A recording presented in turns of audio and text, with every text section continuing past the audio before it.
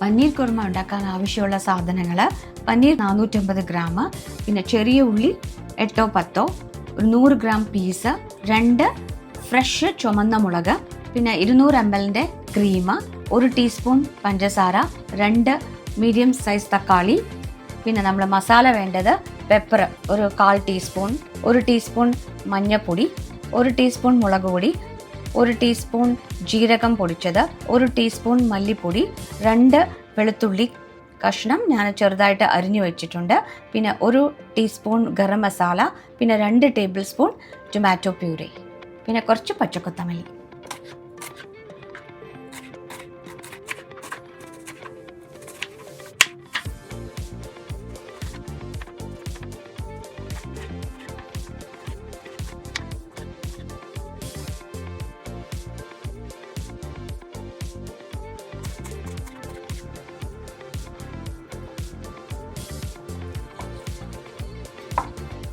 ആദ്യം ഞാൻ പാൻ വെക്കാൻ പോവാണ്. നമുക്ക് ചെറിയ ഉള്ളി ഒരു 2-3 മിനിറ്റ് വഴറ്റിയെടുക്കണം.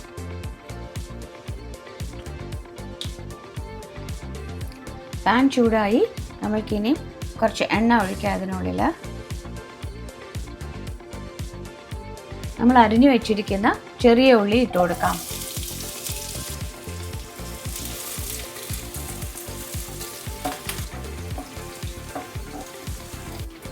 രണ്ട് 3 മിനിറ്റ് നമുക്കിതൊന്ന് വഴറ്റിയെടുക്കണം.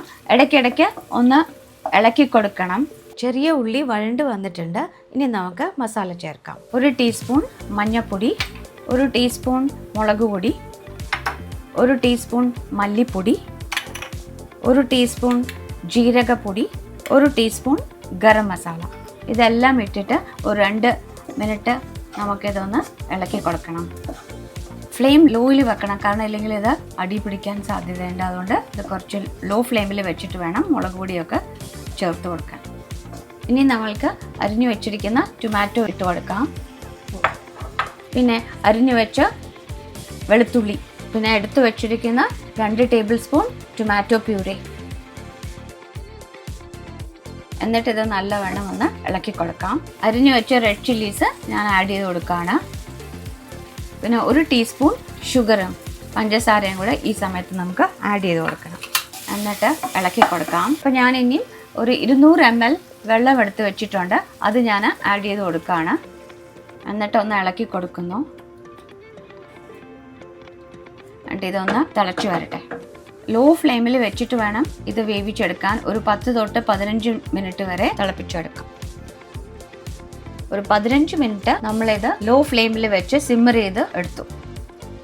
ഒന്ന് ഇളക്കി കൊടുക്കാം. അപ്പോൾ നമ്മൾക്കിനി ക്രീം ആഡ് ചെയ്യാം.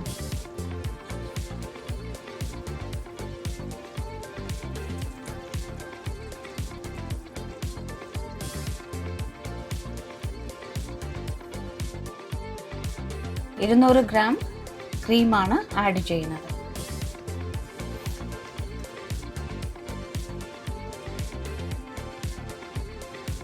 നമുക്കതൊന്ന് മിക്സ് ചെയ്ത് കൊടുക്കാം.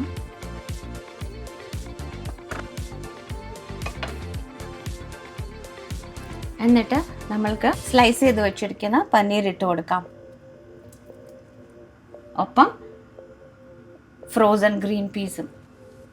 എന്നിട്ട് ഇതൊന്ന് മിക്സ് ചെയ്ത് കൊടുക്കാം.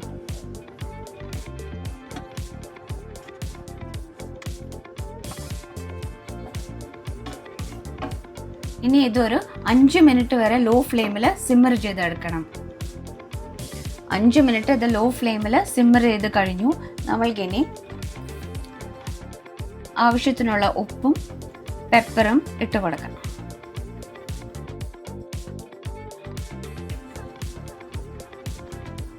ഇനി നമ്മൾക്ക് പെപ്പർ ഇട്ട് കൊടുക്കാം.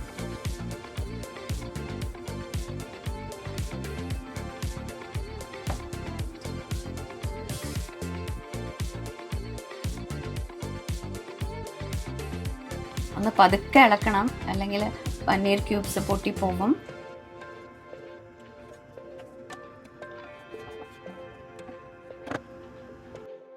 പച്ചക്കൊത്തമല്ലി ഇട്ട് കൊടുക്കുകയാണ്.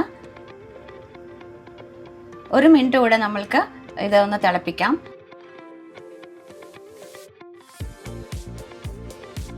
1 മിനിറ്റ് ആയി കഴിഞ്ഞു. അപ്പം നമ്മൾക്കിനി ഗ്യാസ് ഓഫ് ചെയ്യാം. നമ്മുടെ കറി ആയി കഴിഞ്ഞു. ഇനി നമുക്ക് പ്ലേറ്റ് ചെയ്യാം.